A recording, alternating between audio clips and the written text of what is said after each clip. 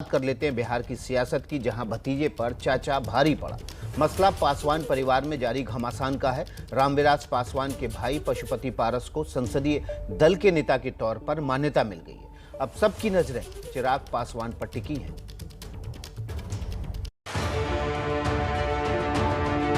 चिराग पासवान जी हमारे परिवार के, हमारे भतीजा भी हैं, हमारे पार्टी के राष्ट्रीय अध्यक्ष थे, अभी तक हैं। बिहार के मुख्यमंत्री श्री नीतीश कुमार जी को मैं अच्छा लीडर मानता हूं।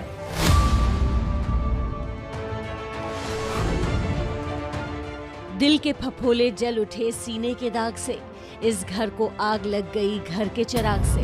मौजूदा हालात को देखें तो दिवंगत नेता रामविलास पासवान की पार्टी एलजेपी पर ये शेर बिल्कुल फिट बैठता है। पासवान की खड़ी पार्टी में आग लग गई है पासवान परिवार के ही चिराग से। सोमवार की सुबह चिराग को झटके पर झटके मिलते रहे। पहले करीब 20 मिनट तक चाचा पशुपति के दरवाजा खोलने का इंतजार करते रहे और फिर मुलाकात भी नहीं हो पाई। रात होते होते चिराग को एक और झटका लगा जब लोकसभा अध्यक्ष ओम बिरला ने पशुपति पारस को लोकसभा में एलजेपी नेता के तौर पर मान्यता दे दी। मुझको कोई आपत्ति नहीं है, दल में रहे, मुझको कोई आपत्ति नहीं है। मुझको चिराग पासवान से कोई शिकवा शिकायत नहीं है। मैंने स्वयं आपको कहा कि मैं पार्टी तोड़ा नहीं हूँ। पार्टी ओरिजिनल पार्टी लोक जनशक्ति पार्टी है, ये लोक जनशक्ति पार्टी रहेगी। उसको चिराग पासवान जी आगे रहे। चिराग के अलावा पार्टी के सभी 5 सांसद आज चिराग के खिलाफ खड़े हैं। इस सारे झगड़े की जड़ की शुरुआत को समझना है तो आपको बिहार चुनाव तक चलना पड़ेगा। मुख्यमंत्री के पास विजन नहीं है, सैचुरेशन पर है और युवा विरोधी सोच है हमारे मुख्यमंत्री की। मेरे खिलाफ बोल करके कोई आगे बढ़े तो हम उसको बधाई देते हैं। इतना बड़ा घोटाला हो रहा है, इतना बड़ा भ्रष्टाचार हो रहा है, बिहार के हर एक आदमी को पता है। जब सबको पता है और मुख्यमंत्री को नहीं पता हो, संभव ही नहीं है। खुद को एनडीए का हनुमान बताने वाले चिराग ने नीतीश पर ताबड़तोड़ हमले किए और चिराग इस बात से खुश भी थे कि उन्होंने नीतीश को नुकसान पहुंचाया। जदयू को नुकसान करने में लोक जनशक्ति पार्टी कितनी सफल हुई है, ये बात छुपी तो है नहीं। जनता दल यूनाइटेड को किस तरीके से नुकसान पहुंचे, मैं शुरू से मेरा लक्ष्य था और इसी लक्ष्य के साथ मैं चुनाव में उतरा था और मुझे खुशी है कि उस लक्ष्य को हम लोग पूरा कर पाए। चिराग समझते रहे कि उन्होंने नीतीश का खेल कर दिया, लेकिन राजनीति में नए चिराग समझ ही नहीं पाए कि कब उनके साथ खेल हो गया। चिराग जिस नीतीश के विरोध में सारी रणनीति बनाते रहे, आज उनके परिवार और उनकी पार्टी के नेता उसी नीतीश की तारीफ कर रहे हैं। हमारी जो सोच है, हमारा जो ये है, उसके मुताबिक मैं बिहार के मुख्यमंत्री श्री नीतीश कुमार जी को मैं अच्छा लीडर मानता हूँ, विकास पुरुष है। आरोप लग रहे हैं कि दिल्ली के इस तमाशे की स्क्रिप्ट पटना में लिखी जा रही थी। जो कुछ लोक जनशक्ति पार्टी में बिहार में हो रहा है वो पशुपति पारस जी को आप ब्लेम नहीं करें या 5 सांसदों को भी। इसकी स्क्रिप्ट तो एक अन्य मार्ग से लिखी जा रही है। चिराग की राजनीति बुझाने के लिए इशारा नीतीश की तरफ इसलिए भी किया जा रहा क्योंकि नीतीश के सबसे खासम खास ललन सिंह भी पशुपति पारस की बैठक में मौजूद थे। हालांकि जेडीयू इसे चिराग पासवान का सेल्फ गोल बता रहा है। नहीं, जेडी को क्या जरूरत काम करने की, उन्होंने खुद ही अपने बंगले में आग लगा दी है। हमें जरूरत ही नहीं है। हाँ, बुझा नहीं रहे हम, ये सही है, लेकिन आग तो उन्होंने खुद ही लगाई है। अगर विधानसभा का चुनाव उन्होंने एनडीए के नेतृत्व में, नीतीश जी के नेतृत्व में लड़ा होता तो उनके आज कम से कम 20-25 एमएलए होते, तो ना टूट होती ना बगावत होती। पासवान की पार्टी में इस ड्रामे का पर्दा अभी गिरा नहीं है। पशुपति पारस आज सांसदों के साथ पटना पहुंचेंगे और राष्ट्रीय कार्यकारिणी की बैठक करेंगे। इधर एलजेपी में हुए सियासी संग्राम के बाद बिहार में कांग्रेस विधायकों में भी टूट की अटकलें तेज हो गई हैं। कांग्रेस के सभी 19 विधायकों को आज पटना बुलाया जा सकता है। देखिए, इस बड़ी खबर पर जो कि एबीपी न्यूज़ ने सबसे पहले आपके सामने रखी थी, दिल्ली से हमारे संवाददाता उसके फॉलोअप के लिए लगातार हैं। दिल्ली में पशुपति पारस के घर से प्रशांत हैं, दिल्ली में ही चिराग पासवान के घर से जिनेंद्र कुमार हैं और पटना से नीतीश है। सबसे पहले प्रशांत का रुख कर लेते हैं। प्रशांत, आगे की योजना क्या है? अब ये सांसद पटना जाने की तैयारी कर रहे हैं, वहाँ राष्ट्रीय कार्यकारिणी की बैठक की तैयारी होगी। चिराग को बिल्कुल बुझा दिया जाएगा क्या?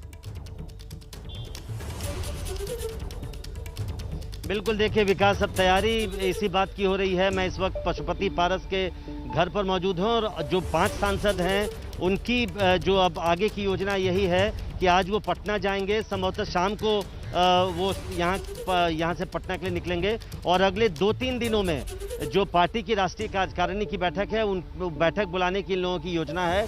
और अब आगे का प्लान यही है कि पशुपति पारस को लोक जनशक्ति पार्टी का राष्ट्रीय अध्यक्ष भी बनाया जाए और अध्यक्ष बनाने के बाद फिर चुनाव आयोग को अप्रोच किया जाए कि असली पार्टी वही है और पार्टी पर अधिकार अब इसी गुट का है। तो जहां तक 5 सांसदों और इस गुट की बात है, बिल्कुल आपने ठीक कहा कि चिराग को एक तरह से पूरी तरह अलग थलग कर देने की योजना है।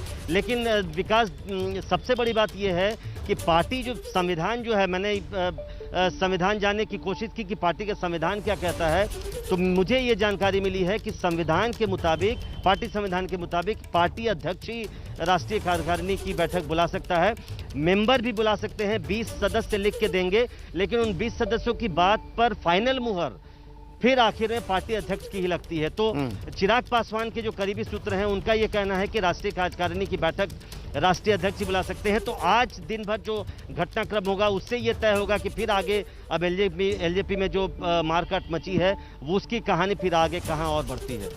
चलिए, बहुत बहुत शुक्रिया प्रशांत आपका, आप हमारे साथ बने रहिए।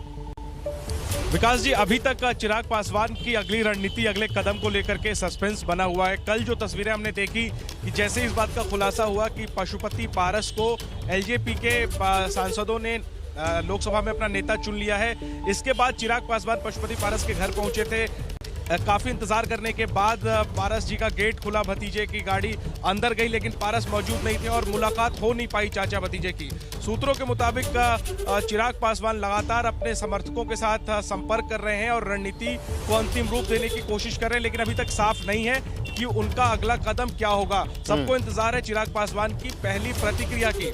कल उन्होंने कोई बात नहीं की मीडिया से, आज उम्मीद है कि वो अपनी बात रखें और आज उनकी तरफ से कुछ एक्शन हमें देखने को मिल सकता है। सूत्र ये बता रहे हैं कि फोन पर वो संपर्क में है, फोन पर वो उन सांसदों से संपर्क में भी हैं जो उनको जो कि उनका साथ छोड़कर अब उनके चाचा पारस के साथ जा चुके हैं। खाने सुलह करवाने को लेकर के फार्मूले पर भी चर्चा हो रही है, लेकिन होगा क्या इसको लेके साफ तौर पर अब तक इसलिए नहीं कुछ कहा जा सकता क्योंकि तमाम संभावनाएं खुली हुई हैं। एक तरफ जहां पारस गुट के सांसद खुद पशुपति पारस आज पटना जाने की उन लोगों की संभावना है, तो चिराग क्या करेंगे इसको लेके हमारी नजर है और संभव है कि आज चिराग की तरफ से हमें कोई बयान या फिर कोई कदम, ठोस कदम नजर आए लोजपा में जो ये फूट मची है इसके सिलसिले में।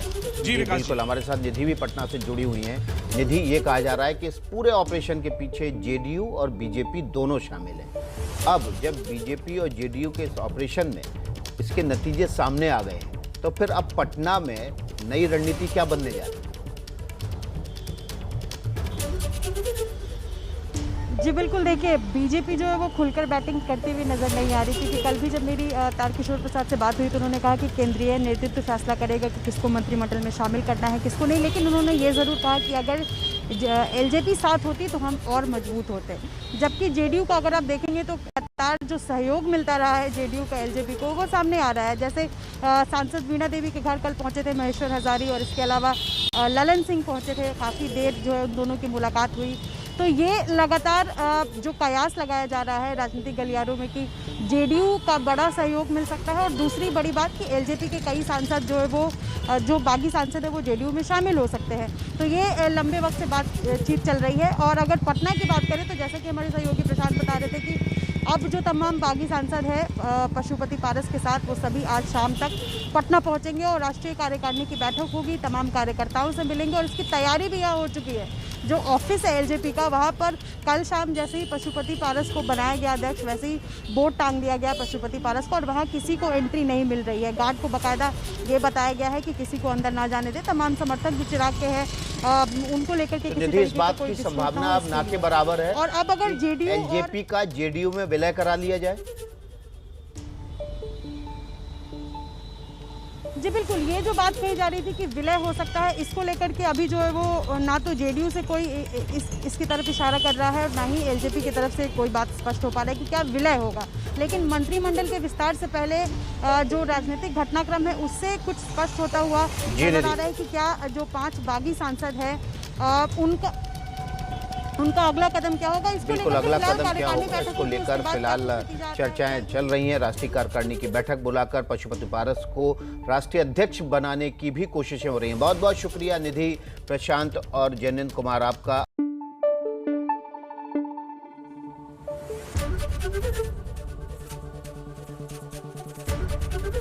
एबीपी न्यूज आपको रखे आगे।